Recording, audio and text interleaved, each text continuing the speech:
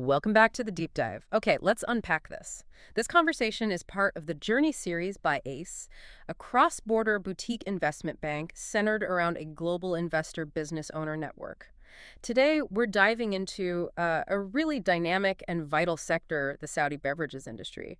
You've given us a great look at its journey, and our mission really is to pull out the key nuggets for you, sort of a shortcut to getting up to speed. Exactly. And what's really fascinating here, I think, is that this sector, it's not just about drinks. It's actually a critical barometer for, economic growth, shifts in consumer behavior, and strategic investment right across the GCC.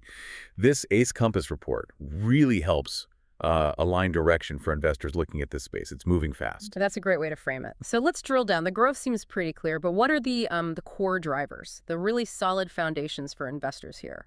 Well, it's sort of a perfect storm, really. You've got significant population growth, for one, and rapid urbanization happening alongside that. So naturally, more demand. Then layer on top rising consumer spending power. Plus, you can't forget the Hajj and Umrah seasons.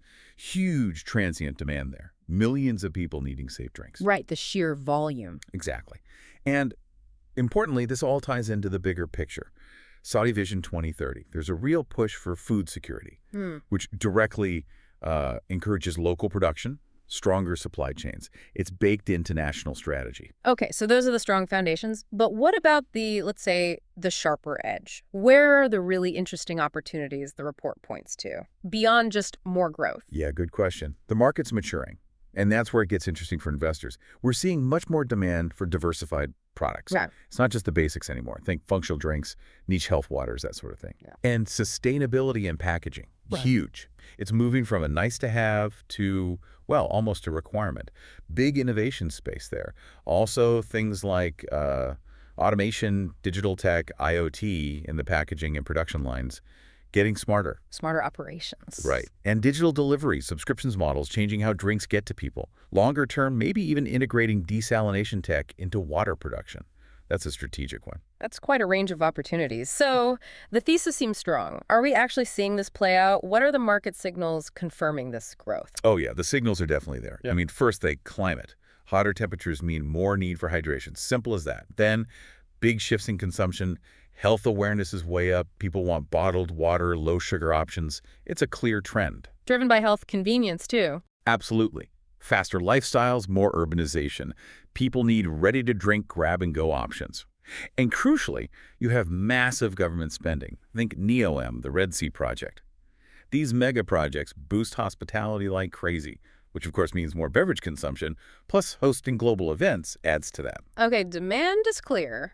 But who's winning in this booming market? It must be incredibly competitive. Who are the main players? It is very competitive. In bottled water, you've got giants like Almarai. Their Nova brand is huge, and they just bought Pure Beverages, Ival and Oscar.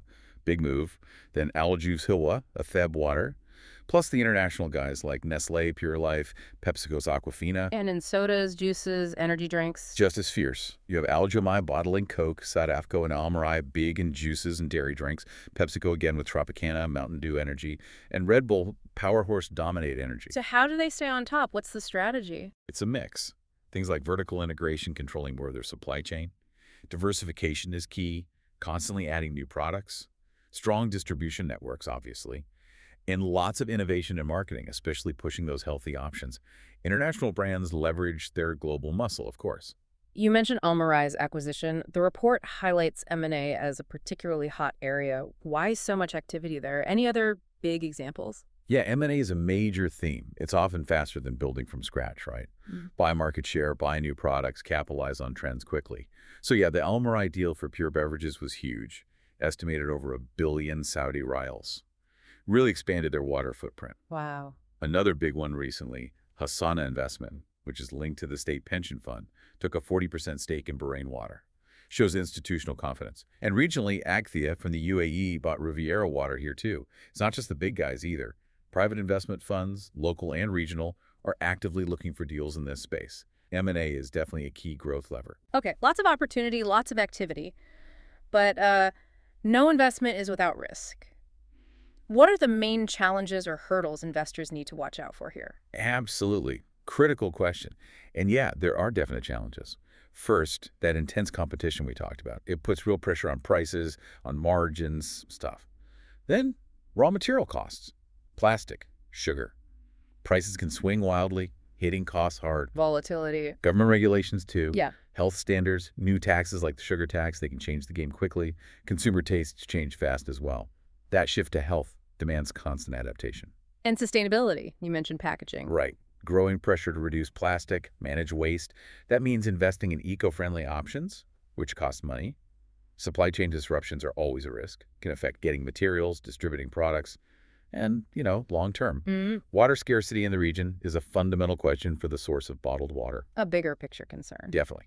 Plus the usual macroeconomic stuff, oil prices, overall consumer spending, tourism levels.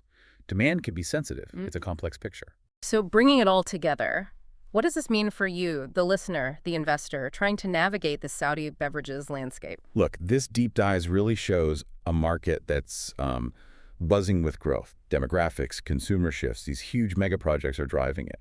But at the same time, it demands real agility, constant innovation, and a sharp eye on navigating that competition, the costs, and the growing sustainability pressures. It's dynamic for sure. So as you consider this journey of the Saudi beverages industry, maybe think about this. In a sector defined by both this incredible thirst and some really deep challenges, where might the next big aha moment in innovation come from? Perhaps something that truly reshapes how we think about sustainable hydration in the region, going beyond just quenching thirst?